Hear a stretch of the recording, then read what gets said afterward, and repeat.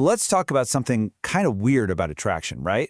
Have you ever noticed that the harder you try to impress someone, the more they just seem to drift away? It's one of those things in life that feels completely backward. Well, today, we're going to pull back the curtain on why that happens and what really makes genuine attraction tick. So yeah, this is the big question, isn't it? It's that super frustrating experience I think we've all had at some point. You think you're checking all the boxes, you're available, you're showing you're interested, you're proving you care, but it just backfires. And the reason, as we're about to find out, is that real attraction has almost nothing to do with effort. It's all about energy. And this right here, this is the fundamental shift in thinking. See, most of us focus on trying to be interesting. We talk about our jobs, tell our best stories, try to be witty. But the people who are truly magnetic, they do the complete opposite. They have this incredible skill for making the other person feel seen, heard, and deeply understood. It flips the script entirely. It's not about you, it's about them. Okay, so how do we actually do that? Well, it boils down to a two-part process. It's simple, but man, is it powerful. First, we're going to learn how to see into their world, to figure out what they secretly, desperately want to feel. And then second, we're going to talk about mastering our own inner world so we can project that calm, magnetic energy without even trying. All right, let's dive into part 1. Getting a handle on the other person's psychology. This is where we learn to stop listening to just the words people are saying and start paying attention to what's going on underneath. At the heart of this is a concept called the invisible gap. Just imagine that every single person you meet is walking around with this unspoken need, a fear, a desire, something they want validated, but almost never get from anyone else. And if you can be the person who spots and fills that gap, you create this incredibly powerful, unforgettable bond. So the big question is, how on earth do you find this gap? Well, you watch for something called the energy shift. You're just having a normal chat, and then they start talking about something and their whole vibe changes. They get more excited, maybe they lean in, their voice gets a different tone. That's your clue. Bang, you've just hit on something that really, really matters to them. And what's really fascinating is that most of these energy shifts fall into one of 3 common categories. So let's break them down. We've got the validation gap, the fear gap, and the wound gap. And we'll look at how to handle each one. First up, the validation gap. This is for someone who's proud of a skill or an achievement and wants to be admired for it. Now, the common mistake is just to give a direct compliment, like, wow, you're so talented. It's nice, sure, but it's kind of forgettable. The effective approach?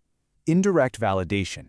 Imagine saying, Mike told me you run 6 miles without stopping. I honestly didn't believe him.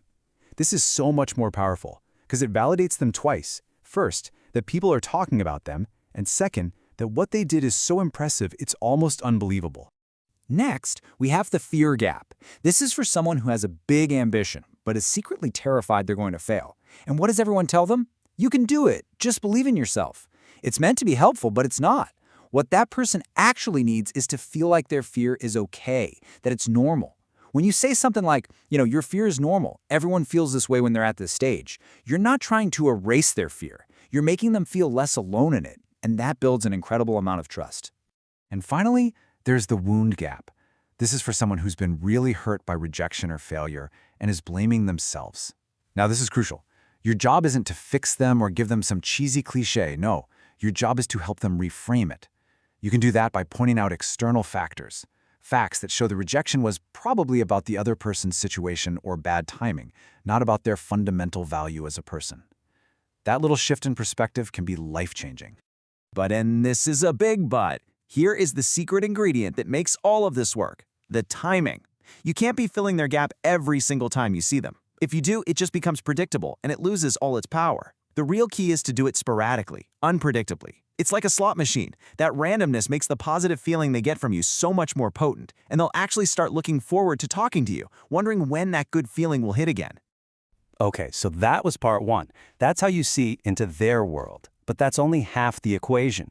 The other half is all about mastering your own internal state. Because true, deep attraction isn't something you perform. It's just a reflection of your own inner calm. This quote just nails it, doesn't it? Our world is so noisy, so full of people who are scrambling and trying to prove themselves. When you can just be calm, centered, grounded in who you are, you immediately stand out. It's like your energy enters the room before you even say a word. And this really shows the difference. Chasing energy is basically panic dressed up as effort. It silently screams, "Please don't leave me, I need you to feel okay." It puts so much pressure on the other person, and pressure absolutely kills attraction. But present energy, well, that communicates self-possession. It says, "My happiness and my worth are not dependent on you." And that is incredibly magnetic because it's so rare. So what does this needy chasing energy actually look like? Well, it's all those things we do when we're feeling insecure. Replying to text in half a second, sending that second text when they haven't replied to the first, writing these long emotional paragraphs to explain yourself, always being available at the drop of a hat. All of these things, without us even realizing it, are broadcasting neediness, and they just push people away. And this brings us to the synthesis, where we put it all together. How do you actually signal this calm magnetic energy in a way that's simple and clear? Well, it all comes down to just 6 words. But before I tell you what they are, I need to be really clear. This is not some clever little trick. It's not a manipulation tactic you pull out of a hat. And it is definitely not a pickup line. It's not a magic phrase that's designed to get a certain reaction. In fact, if you try to use it that way, I guarantee it will fail.